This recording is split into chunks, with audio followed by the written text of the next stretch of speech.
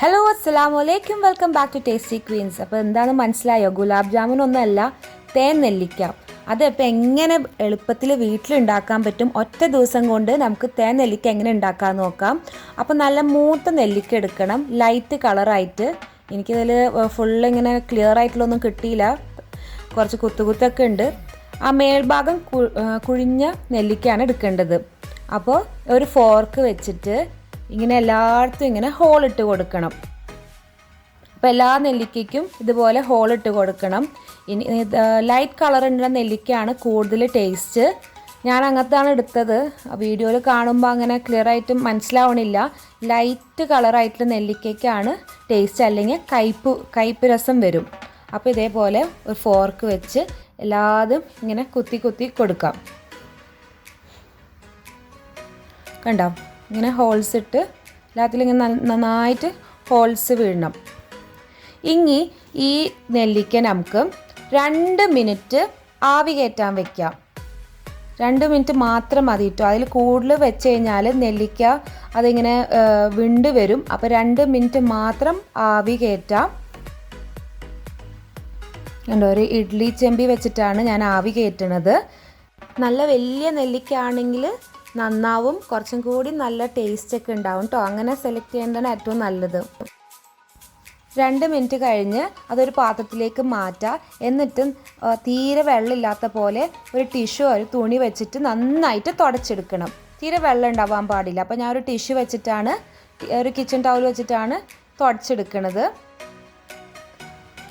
ഇനി ഇതിലേക്ക് ആവശ്യമുള്ള സാധനങ്ങൾക്ക് എന്താണെന്ന് നോക്കാം. ഞാൻ ശർക്കരയാണ് എടുത്തിരിക്കുന്നത്. അപ്പോൾ ഒരു പാത്രത്തിലേക്ക് 1 ഗ്ലാസ് വെള്ളവും 1/2 കിലോ ശർക്കര. ഞാൻ 750 ഗ്രാം നെല്ലിക്കയാണ് എടുത്തിരിക്കുന്നത്. 750 ഗ്രാമിന് 1/2 കിലോ ശർക്കരയും 250 ഗ്രാം തേനാണ് ആവശ്യം. അപ്പോൾ ഒരു പാത്രത്തിലേക്ക് 1 ഗ്ലാസ് വെള്ളം എടുക്കുക, എന്നിട്ട് 1/2 കിലോ ശർക്കര ഇട്ട് കൊടുക്കാം. ശർക്കര നിങ്ങൾക്ക് അതിൽ എന്തെങ്കിലും ഇങ്ങനെ കല്ലോ അല്ലെങ്കിൽ എന്തെങ്കിലും ഇമ്പ്യൂരിറ്റീസ് ഉണ്ടെന്ന് തോന്നിക്കഴിഞ്ഞാൽ ആദ്യം ഒന്ന് തിളപ്പിച്ച് അത് ഊറ്റിയിട്ട് ഇതിലേക്ക് ഇങ്ങനെ ഇട്ട് കൊടുക്കാം. പക്ഷേ ഇവിടെ കിട്ടുന്നത് അങ്ങനെ കല്ലും മണ്ണൊന്നും ഉണ്ടാവാറില്ല. അതുകൊണ്ട് ഞാൻ ഡയറക്റ്റ് ഇട്ട് കൊടുക്കുകയാണ്. അപ്പോൾ 1 ഗ്ലാസ് വെള്ളം എടുക്കുക, അതിൻ്റെ മുകളിൽ 1/2 കിലോ ശർക്കര, 750 ഗ്രാം നെല്ലിക്ക അതിൻ്റെ മുകളിൽ ഇട്ട് കൊടുക്കാം.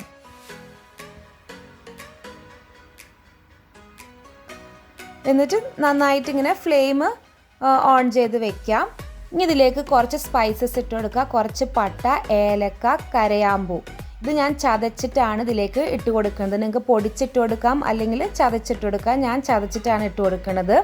എന്നിട്ട് ഇതിങ്ങനെ അടച്ച് വെക്കുക. ഇടയ്ക്കിടയ്ക്ക് തുറന്ന് നന്നായിട്ട് ഇളക്കിക്കൊണ്ടിരിക്കാം. അത് ഉടഞ്ഞു പോവാത്ത വിധം ഇളക്കിക്കൊണ്ടിരിക്കാം. ഇത് ഇപ്പോൾ ഒന്നും പെട്ടെന്നൊന്നും ഉടയൊന്നുമില്ല. ലാസ്റ്റ് സ്റ്റേജിലാണ് ചിലപ്പോൾ നല്ല സോഫ്റ്റ് ആകുമ്പോൾ ഉടഞ്ഞു പോകാൻ ചാൻസ് ഉള്ളത്. അപ്പോൾ ശർക്കരയൊക്കെ നന്നായിട്ട് ഉരുകി വരുന്നുണ്ട്.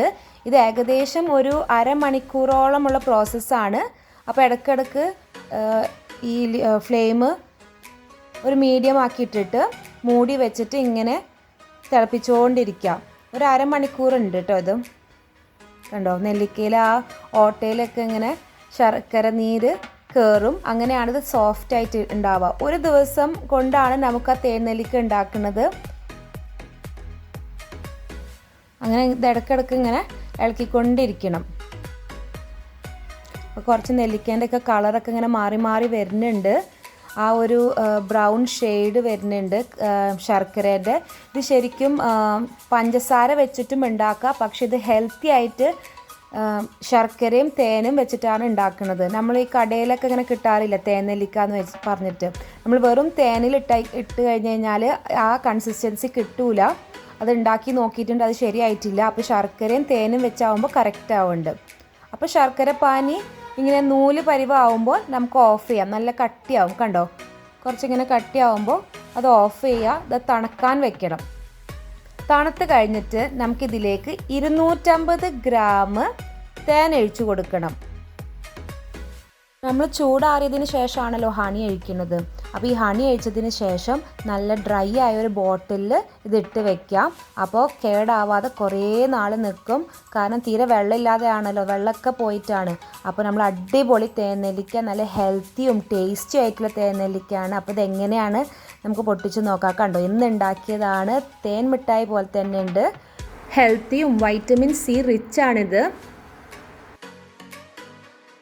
കടയിൽ നിന്ന് വാങ്ങണ അതേ ടേസ്റ്റാണ്. അപ്പോൾ നിങ്ങൾ എല്ലാവരും ഒന്ന് ഉണ്ടാക്കി നോക്കണം. നമ്മൾ ഷുഗറല്ല ഉപയോഗിച്ചിരിക്കുന്നത്, ശർക്കരയും ഹണി ആയതുകൊണ്ട് ആ പേടിയും വേണ്ട. അപ്പോൾ ഇഷ്ടപ്പെട്ടാൽ എല്ലാവരും ഒന്ന് വീട്ടിലുണ്ടാക്കി നോക്കണം. Like and share Tasty Queens. Thank U.